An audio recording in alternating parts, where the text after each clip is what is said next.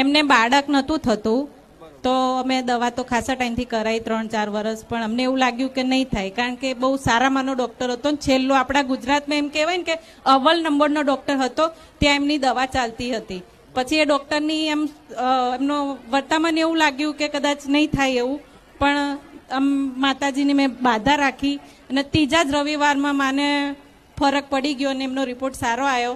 આ માતાજી ખૂંખાર મેળવી માનું મને હું માનતી જ હતી અને ખાસા 2 વર્ષથી હું રવિવાર આવતી હતી. મને ખબર પડી કે મારા ભાભીને નથી રહેતું, મેં માનતા રાખી અને ત્રીજા જ રવિવારમાં ફરક પડી ગયો અને રિપોર્ટ સારો આવ્યો અને માતાજી જો મારે નામકરણ કરાવવાનું છે.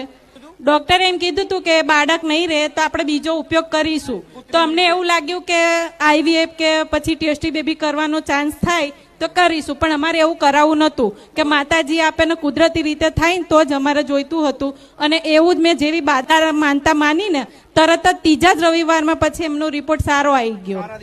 સારા દિવસો ચાલુ થઈ ગયા. હા, આજે કેટલો સમય થયો એ વાતને? આજે એ વાતનો સમય વર્ષ પૂરું થઈ ગયું છે. અમારા ઘરે બાધા હતી એટલે અમે આવી નહોતા શક્યા અને બેબી 3 મહિનાની પૂરી થઈ ગઈ છે. દીકરી આપી? હા, માતાજીએ દીકરી આપી.